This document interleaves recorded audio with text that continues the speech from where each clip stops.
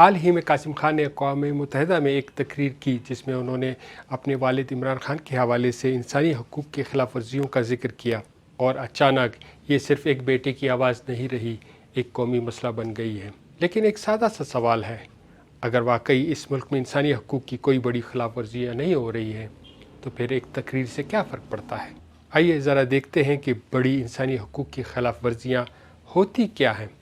جب کسی ملک میں اظہار رائے کی آزادی نہ ہو، لوگ بات نہ کر سکیں، تنقید نہ کر سکیں، تو یہ ایک واضح خلاف ورزی ہوتی ہے۔ جب صحافی آزاد نہ ہو، میڈیا خاموش ہو یا سچ بولنے پر سزا ملے، پھر یہ ایک سنگین مسئلہ ہوتا ہے۔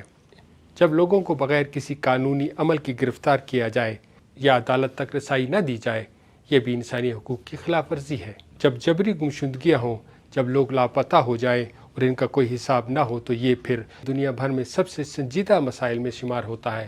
جب اقلیتیں خود کو محفوظ سمجھیں یا قانون سب کے لیے برابر نہ ہو، تو یہ سوال اٹھتے ہیں۔ لیکن اگر ہمیں یہ بتایا جا رہا ہے کہ یہاں لوگ آزادانہ بات کر سکتے ہیں، میڈیا کام کر رہا ہے، عدالتیں موجود ہیں اور فیصلے ہو رہے ہیں، اور قانون سب پر یکساں لاگو ہو رہا ہے، تو پھر مسئلہ کہاں ہے؟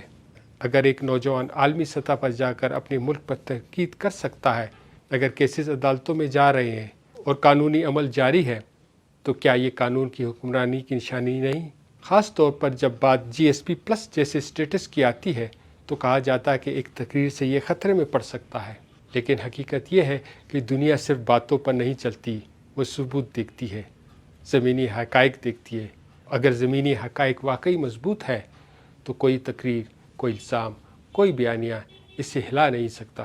اور اگر ایک تقریر سے اتنا فرق پڑ سکتا ہے تو پھر سوال تقریر پر نہیں، اس بنیاد پر اٹھتا ہے جس پر وہ کھڑی ہے۔ تو بات بہت سادہ ہے، اگر اس ملک میں واقعی اظہار رائے کی آزادی موجود ہے، لوگ آزاد ہیں، عدالتیں فعال ہیں اور قانون کی حکمرانی ہے، تو پھر کسی بھی تقریر سے گھبرانے کی ضرورت نہیں، کیونکہ سچ کو کسی وضاحت کی ضرورت نہیں ہوتی۔